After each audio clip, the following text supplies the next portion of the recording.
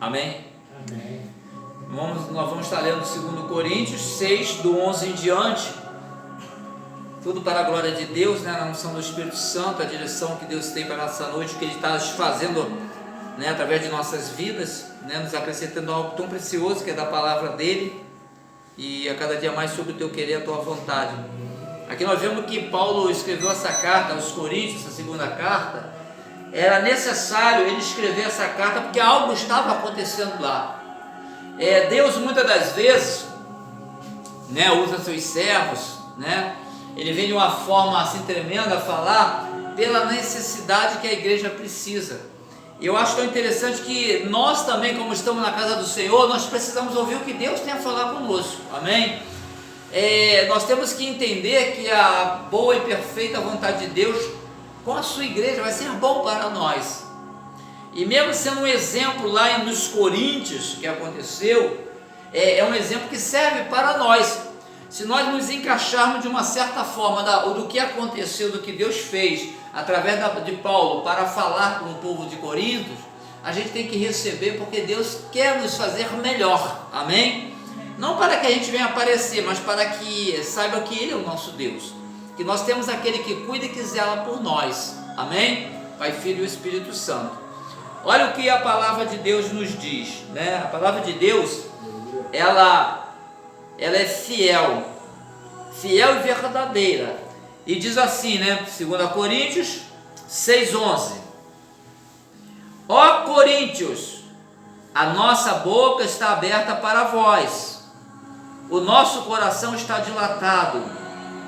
Não estáis estreitados em nós, mas estáis estreitados no vosso próprio afetos. Ora, em recompensa disto, falo como a filhos: dilatai-vos também vós. Não vos prendais a um jugo desigual com os infiéis, porque que sociedade tem a justiça com a injustiça? E que comunhão tem a luz com as trevas? E que concórdia há entre Cristo e Belial? Ou que parte tem o fiel com o infiel? E que consenso tem o templo de Deus com os ídolos? Porque vós sois o templo de Deus vivente, como Deus disse: neles habitarei, e entre eles andarei, e eu serei o seu Deus, e eles serão o meu povo. Olha como é tremendo. Agora nós temos que observar, né, o que Paulo estava falando ali para os coríntios, né, o porquê, né, dessa exortação ao povo de Corinto. Estava acontecendo coisas ali e era necessário falar. Paulo não foi ali para condenar, Paulo foi ali para falar, exortar. Uma exortação é para nos chamar a atenção. Uma exortação é para a gente observar o que está sendo falado e comparar como nós estamos sendo diante daquela exortação, né? Muita gente, quando ouve uma exortação, fica com cara feia. Em vez de parar para observar, né, aquilo referente à exortação se serve para nós, às vezes marra a cara. O povo de Coríntios ali provavelmente ouviu, né? Ali está a carta, está aqui, né? Essa epístola, essa carta. É ali Paulo falando com eles, né? Ele próprio falando aos Coríntios aqui. Ele fala assim, ó Coríntios, o 11: a nossa boca está aberta para vós. Ou seja, nós estamos aqui para falar com vocês. É igual agora, né? O pastor aqui falando com vocês. Diz assim, o nosso coração está dilatado, ou seja, que ele está aberto, ele está engrandecido por vocês. E diz mais assim, o 12: não estáis estreitados em nós, mas estáis estreitados nos vossos próprios afetos. O que ele quis dizer? Paulo, ele estava falando para os coríntios que a boca dele estava para eles, falando as coisas boas para ele, e de coração aberto, coração grande e forte dele, mas eles não estavam com o mesmo sentimento para com Paulo. Eles estavam mais para os seus afetos, ou seja, para mais o seu eu e seus afazeres. Eles não estavam se preocupados com eles. É a mesma coisa, né? Quando você vai falar para alguém ou para um grupo e tenta falar, abrir teu coração, falar a boca para eles, para falar de Deus, da situação, como esse Deus é, o que Ele pode fazer, o que Ele pode mudar, e essa pessoa não está nem preocupado com o que você está falando, porque eles têm tantas coisas ao favor dele, contrário, que ele está preso àquilo. O afeto dele está tudo naquilo, menos no que tu está falando. Aqui aconteceu a mesma coisa. Aleluias. E Paulo, como ele cuidava das igrejas onde ele fundou em Coríntios, lá, Romano, todas essas igrejas que foi fundada por ele, ele sempre ia dar um respaldo, né? Ele saía para lá, depois ele voltava de novo. E às vezes na saída que Paulo ia de uma igreja para outra, né? E o que acontecia? Às vezes havia uma desavença às vezes, e às vezes tinha aqueles que mantinham aquilo que ele ensinou, né? A gente pode ver alguns exemplos. Tem alguns bons exemplos e tem alguns maus exemplos, mas Paulo ele vai sempre falar. Paulo não vai numa igreja para condenar aquele povo, vai para exortar para que eles possam ser libertos, que eles possam entender e compreender a forma como deveria ser e não como estava. E nós vemos aqui no 13 que ele fala assim, ó, ora, em recompensa disto falo como a filhos. Quer dizer, olha o cuidado dele, ó, estou falando como se vocês fossem meus filhos. Ali ele mostra que o pai, normalmente de um pai, ele quer o melhor para os seus filhos. Então Paulo falou, estou falando você como qualquer um não, como meu filho, é porque eu quero o bem de vocês. Que ali o pai está dando exemplo de que o pai quer o melhor para o filho. O pai que é pai quer o melhor para o filho. Então ele fala assim, eu falo com vocês como a filhos. Aleluias. Depois, dilatai-vos também vós, ou seja, abre o coração, deixa o coração aberto para o que ele vai falar, dilatai vós também, para receber o que ele tinha a falar, porque ele vem falando assim, olha, por quê? Porque o que ele ia falar em seguida, tinha tudo a ver com a necessidade daquela igreja ouvir naquele momento. Se eles não dilatassem também, deixassem expor, endurecessem o coração, eles não iam receber. Então Paulo fala como a filho. O filho que é bom, ele ouve o que o pai fala. Entendeu porque ele falou dessa forma? Para que eles atentam, ele fala como o pai e como o filho que ouve o pai.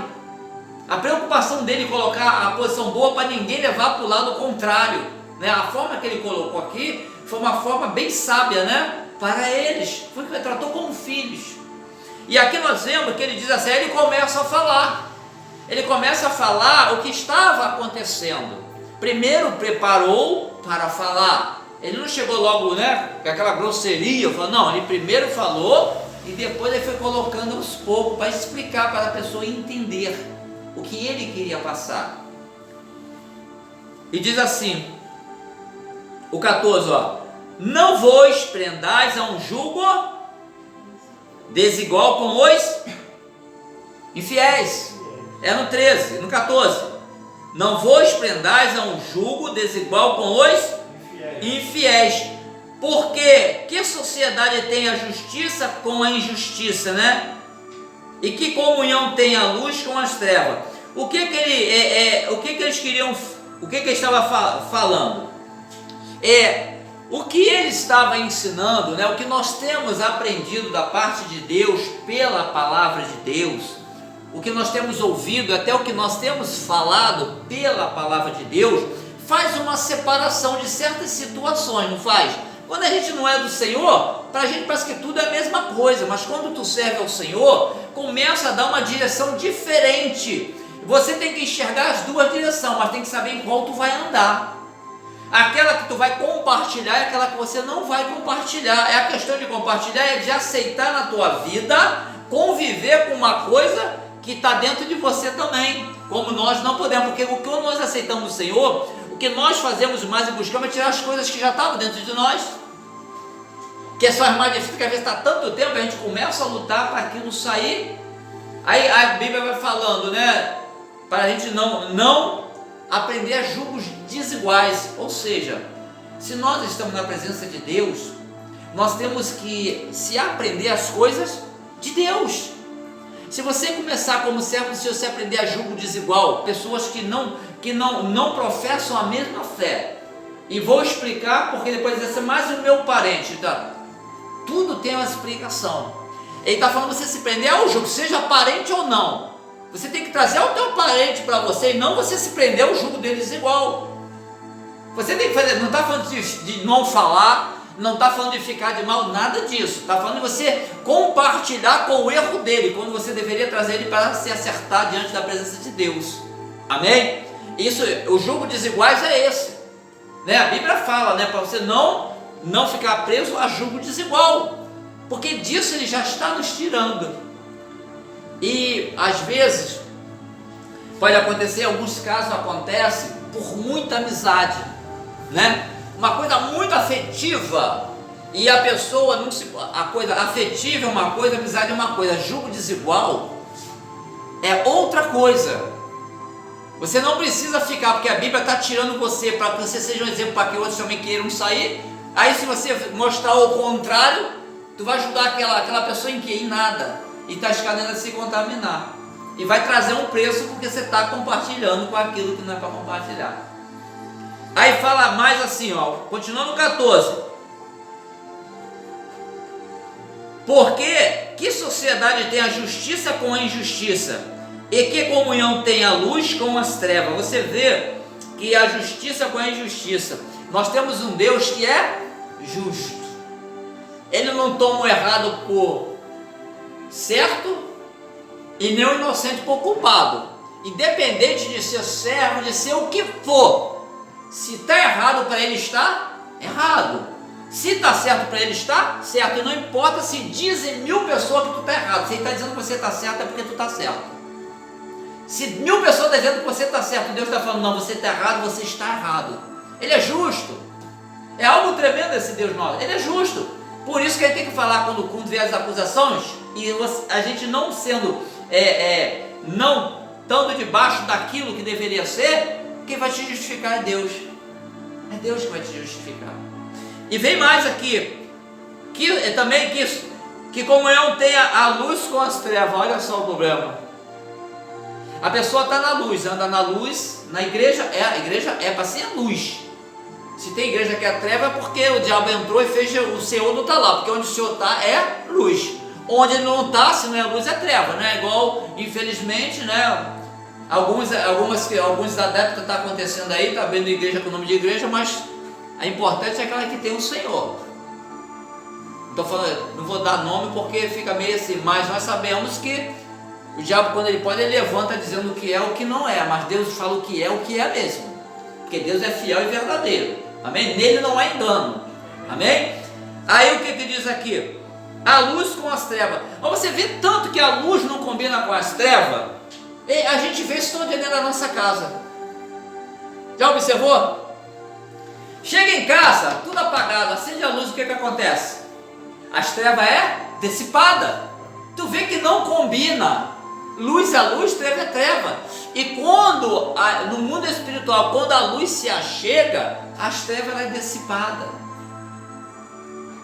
E na luz ainda tem algo que você consegue ver, identificar as coisas. Nas trevas tu anda no engano, sem ver.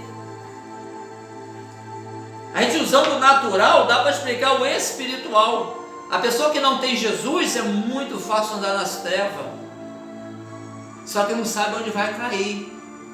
Quando a gente anda na luz, ainda que tem um buraco, você vai ver. Porque ele é luz para o nosso caminho e lâmpada para os nossos pés. Mas não é lâmpada queimada não, é a lâmpada que reflete a luz. Então ele vai nos ensinando e mostrando tudo a nós.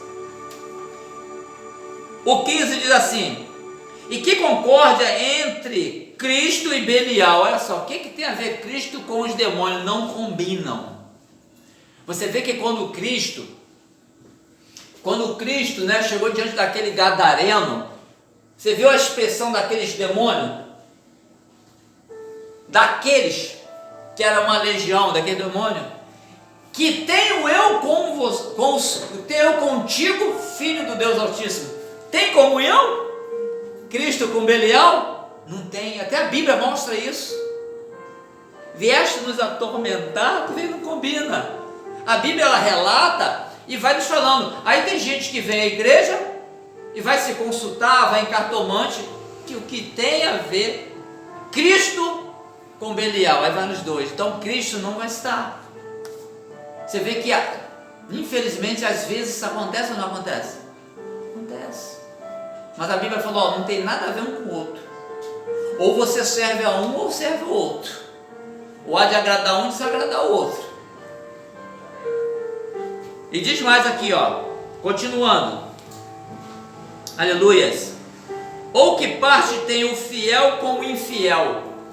Olha, você já viu, se a pessoa, uma pessoa pode ser fiel, se ela andar com o infiel, ou seja, aquele que é todo errado, vai chegar um momento que o que aconteceu com o infiel, ele estando junto, ele vai, como se fosse também, infiel, porque ele está junto. Isso a gente vê em casa até vezes de morte.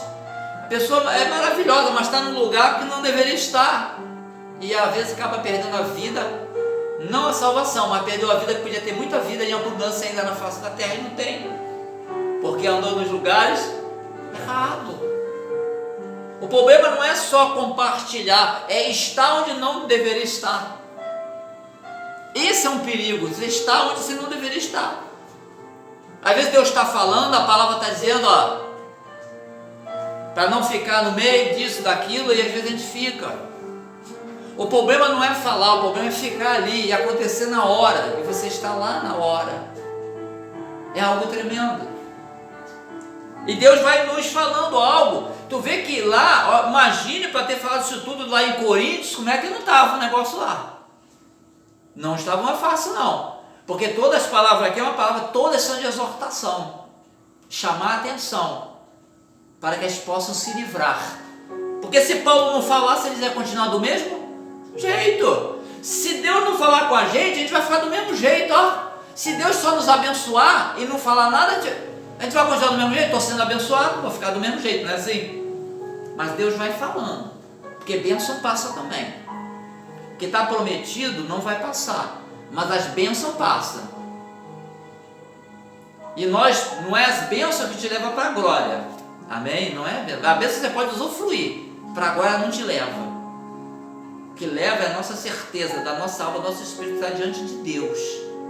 Por isso devemos valorizar primeiro o reino dos céus, buscar primeiro o nosso Deus, botar Ele em primeiro lugar. Diz assim o 16: e que consenso tem o templo de Deus com os ídolos? Correto. Isso aí nós temos exemplo a respeito disso, não temos? Deus com ídolos. E que consenso tem o templo de Deus com os ídolos? É algo que Deus fala. Sabe por que não tem nada a ver Deus com os ídolos? Porque, como nós vimos, Deus não habita em templo feito por mãos de homens. O Espírito Santo habita em nós, o mover do Espírito Santo na nossa vida, porque quem nos fez foi, quem nos formou foi Deus. E ele mostra bem claro aqui, ídolos, né? Não tem nada a ver com Deus. Não foi Deus que fez, não foi Deus que criou o ídolo, foi o homem. Aí nós temos que observar. Às vezes a pessoa ouve falando isso, se revolta com a pessoa, em vez de olhar a palavra de Deus, porque a pessoa não está falando dele, está falando da palavra. Nós temos que falar da palavra. Mesmo assim se levanta como se fosse você que tivesse colocado aqui na Bíblia, né? Quando foi homens inspirado pelo Espírito Santo. As pessoas ficam meio cega, que o diabo tanto entendimento, ela compreende tudo o contrário, a verdade. Mas a verdade também liberta. Se a gente dá atenção à verdade, a verdade vai nos libertar. Se a gente buscar a verdade, a gente vai achar, ainda que aos poucos, mas nós vamos encontrar a verdade. Como nós temos encontrado, e vamos encontrar muito mais ainda, que nós temos muito que aprender ainda da parte do nosso Deus. Diz mais: porque vós sois o templo de Deus vivente, como Deus disse. Foi o que eu acabei de falar. Neles habitarei e entre eles andarei. eu serei o seu, e eles serão o meu povo. Está vendo como é que Deus, Ele fala que vai andar no meio de nós. Quando nós estamos aqui em algum lugar, o Espírito Santo está com você, é como Deus andando entre nós, é Deus movendo entre nós, e Deus faz daquele ao qual Ele se move como o povo dele. Por isso que a importância de todo o povo, toda a criação, todos que foram formados, os seres humanos, aceitar Jesus, porque vai ter a parte de Deus, a parte do Espírito Santo, e Ele vai estar no meio, e vai ser povo dele. Muita gente ainda vai se encontrar, só que muitos estão se perdendo, e nós que já encontramos, temos que ser o exemplo para muitos. Uns vão seguir os exemplos, outros não, mas nós somos exemplo. Aquele que aceitou, aquele que tem, é um exemplo, então ele tem que ser um exemplo. Não quer dizer que vai ser perfeito, não.